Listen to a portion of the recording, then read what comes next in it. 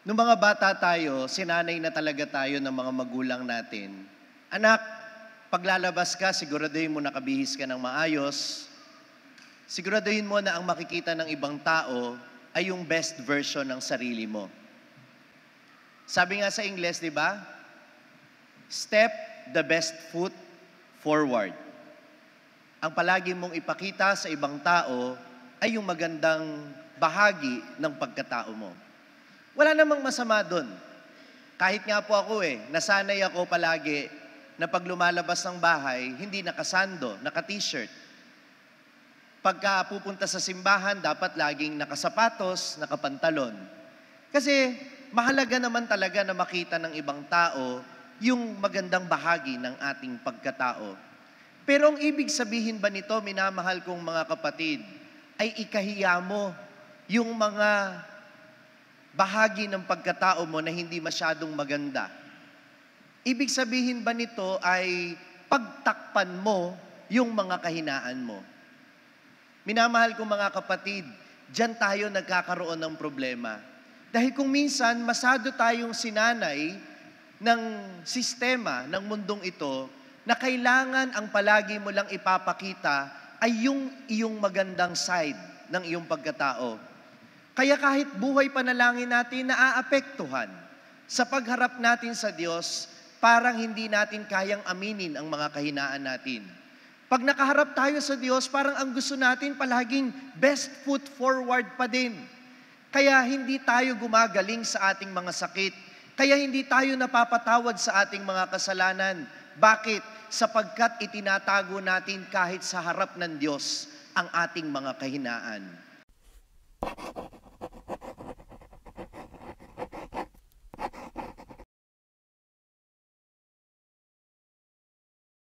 Panginoon. At sumaiyo rin. Ang mabuting balita ng Panginoon ayon kay San Marcos. Papuri sa iyo, Panginoon. Noong panahong iyon, si Jesus ay nagtungo sa sariling bayan kasama ang kanyang mga alagad. Pagdating ng araw ng pamamahinga, nagturo siya sa sinagoga. Nagtaka ang maraming nakarinig sa kanya at nagtanong, saan niya nakuha ang lahat ng iyan? Anong karunungan itong ipinagkaloob sa kanya? Paano siya nakagagawa ng mga kababalaghan? Hindi ba ito ang karpinterong anak ni Maria at kapatid ni Santiago, Jose, Judas at Simon? Dito nakatira ang kanyang mga kapatid na babae, hindi ba? At siya'y ayaw nilang kilanlin. Kaya't sinabi ni Jesus sa kanila, ang propeta ay iginagalang ng lahat liban lamang ng kanyang mga kababayan, mga kamag-anak at mga kasambahay. Hindi siya nakagawa ng anumang kababalaghan doon, maliban sa pagpapatong ng kanyang kamay sa ilang may sakit upang pagalingin ang mga ito. Nagtaka siya sapagkat hindi sila sumampalataya. Ang mabuting balita ng Panginoon. Pinupuri ka namin, Panginoong Jesucristo. Magandang umaga po sa inyong lahat. Nung mga bata tayo, sinanay na talaga tayo ng mga magulang natin. Anak, paglalabas ka, siguraduhin mo nakabihis ka ng maayos. Siguraduhin mo na ang makikita ng ibang tao ay yung best version ng sarili mo. Sabi nga sa Ingles, di ba? Step the best foot forward. Ang palagi mong ipakita sa ibang tao ay yung magandang bahagi ng pagkatao mo. Wala namang masama doon. Kahit nga po ako nasanay ako palagi na pag lumalabas ng bahay, hindi nakasando, naka-t-shirt. Pagka pupunta sa simbahan, dapat laging nakasapatos, nakapantalon. Kasi mahalaga naman talaga na makita ng ibang tao yung magandang bahagi ng ating pagkatao. Pero ang ibig sabihin ba nito, minamahal kong mga kapatid, ay ikahiya mo yung mga bahagi ng pagkatao mo na hindi masyadong maganda. Ibig sabihin ba nito ay pagtakpan mo yung mga kahinaan mo? Minamahal kong mga kapatid, diyan tayo nagkakaroon ng problema. Dahil kung minsan, masyado tayong sinanay ng sistema ng mundong ito na kailangan ang palagi mo lang ipapakita ay yung iyong magandang side ng iyong pagkatao. Kaya kahit buhay panalangin natin naaapektuhan sa pagharap natin sa Diyos, parang hindi natin kayang aminin ang mga kahinaan natin. Pag nakaharap tayo sa Diyos, parang ang gusto natin palaging best foot forward pa din. Kaya hindi tayo gumagaling sa ating mga sakit. Kaya hindi tayo napapatawad sa ating mga kasalanan. Bakit? Sapagkat itinatago natin kahit sa harap ng Diyos ang ating mga kahinaan. Minamahal kong mga kapatid, let us be inspired by the words of St. Paul today in the second reading. Kung kailan ako mahina, doon naman ako malakas. It is in our admitting our weaknesses that we are made strong by our Lord, because it is in our weaknesses that His grace reaches perfection. Sinasabi sa atin ng ikalawang pagbasa na kung matututo lang tayong i-acknowledge, aminin ang ating mga kahinaan sa harap ng Panginoon, tayo'y Kanyang palalakasin. At doon natin matutuklasan na sa kabila ng ating mga kahinaan, tayo ay pinalalakas ng Panginoon. Do I hear an amen? Kaya minamahal kong mga kapatid, sana wag tayong maging trying hard na itago lamang yung ating mga kahinaan. Rather, let us build up on our weaknesses. Kung ano yung kahinaan natin, lumago tayo mula doon. Matuto tayo mula sa mga kahinaang iyon. Alam ninyo, ako po, hindi po ako mahihiyang aminin sa inyo na galing lang ako sa isang mahirap na pamilya. Hindi po ako lumaki na lahat ng bagay, paggising ko sa umaga, nakahain na. Hindi po. Kailangan kong gumising ng madaling araw para bumili ng pandesal. Kagaya ng mga ordinaryong bata ngayon na walang katulong. At minsan mapapalo pa kapag yung ibinigay sa aking 50 pesos na pambili ng pandesal, nahihulog ko pa kung saan. Lumaki ako sa hirap, kaya natuto akong mag-ingat ng pera. Lumaki ako sa hirap, kaya natuto akong magtipid. Lumaki ako sa hirap, kaya natutunan ko na bawat kontribusyon ng mga taong nagsisimba ay mahalaga, kaya hindi dapat sinasayang sa kung ano-anong bagay lang. Lumaki ako sa hirap, kaya natuto akong mag-appreciate kahit ng mga maliliit na bagay na kaya ninyo akong pasayahin kahit lugaw lang ang nakahain. Basta masarap yung lugaw, may bawang at sibuyas. Hindi ko ikahihiya yun. Dahil sa pamamagitan ng kahinaan kong iyon, ng aking nakaraan, na sa tingin ng maraming tao ngayon ay hindi masyadong maganda at kaaya-aya. Alam kong doon ako natuto. Alam kong doon ako lumago.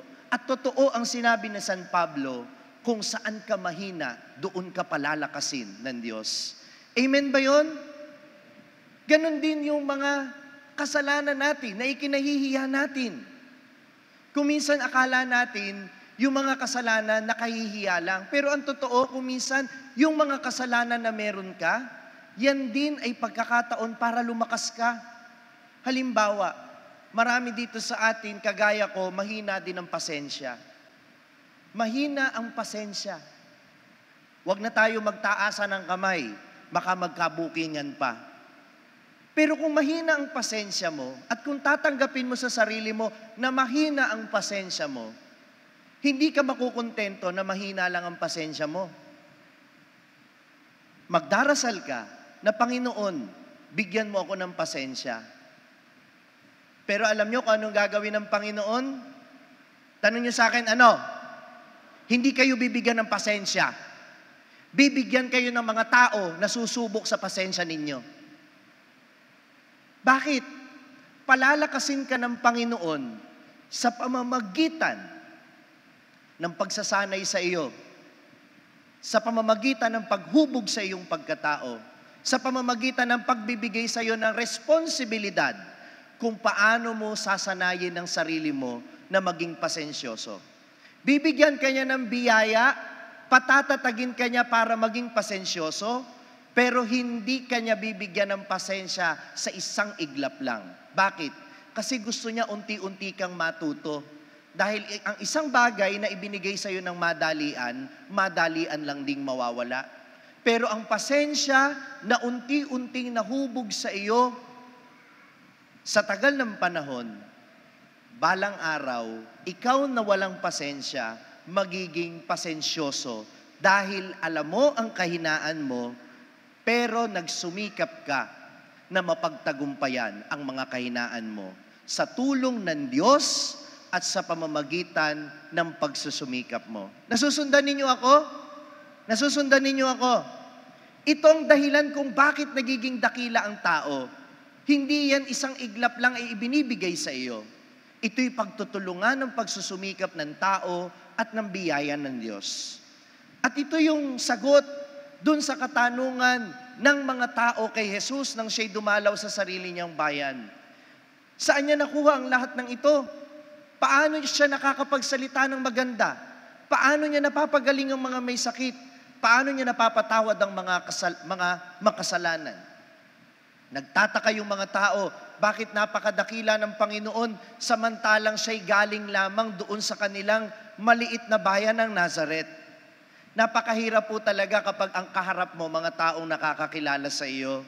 Dahil kung minsan, kahit marami kang magandang nagagawang bagay, ang naaalala pa rin nila ay yung hindi maganda.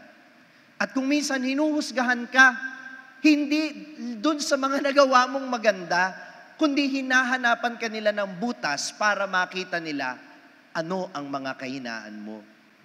Pero ang hindi nila na-realize ay ito, na kaya si Jesus ay nakapagsasalita ng maganda precisely because galing siya sa kanila.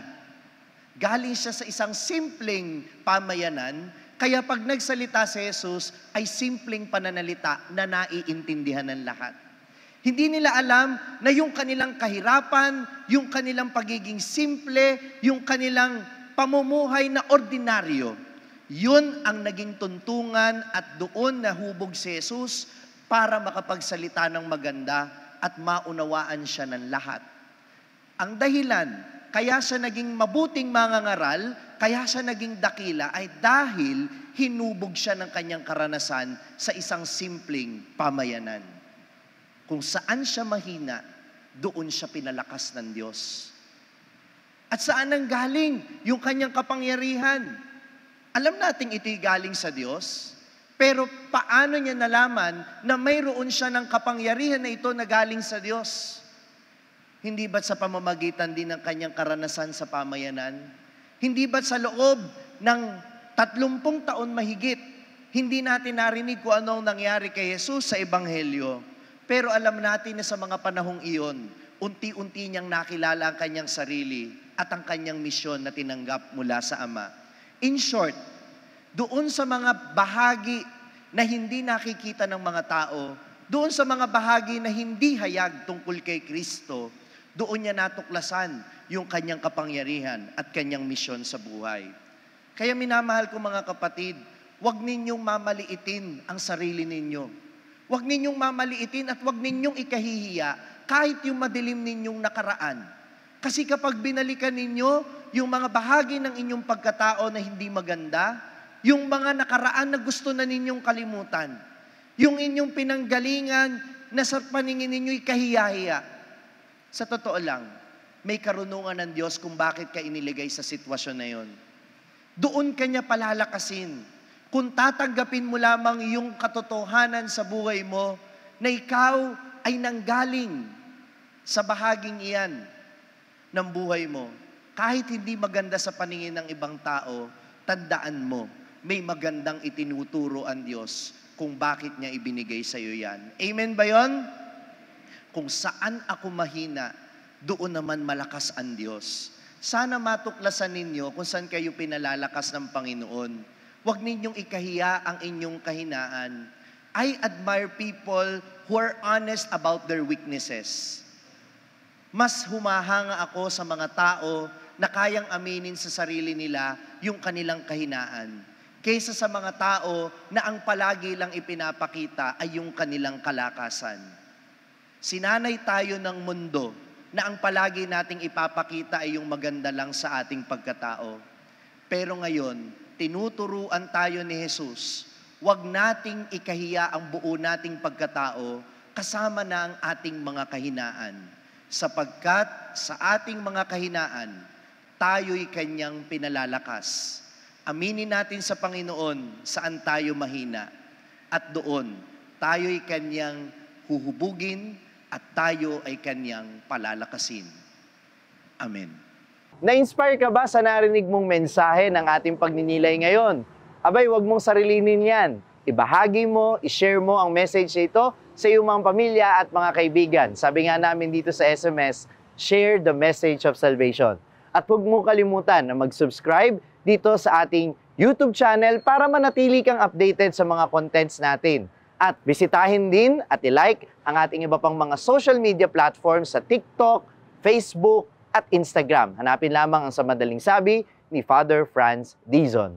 Mapapakinggan din po ninyo ang araw-araw kong pagninilay sa #1 Catholic meditation app sa mundo na ginagamit na ngayon ng 2 milyon mahigit na mga Pilipino sa buong mundo. Ito ang Hallow app. Kung ida-download ninyo ito ngayon ng libre, ay makaka-access pa kayo sa 10,000 plus contents nito sa loob ng 90 days. Gamitin lamang ang code na FRFRANZ o Father Franz. hallow.com/FRFRANZ. At sama-sama po tayong magpalalim ng ating pananampalataya at uulitin ko, ibahagi natin ito sa iba. Muli, ako po si Father Franz Dizon at ito po ang Sa Madaling Sabi, sharing the message of salvation.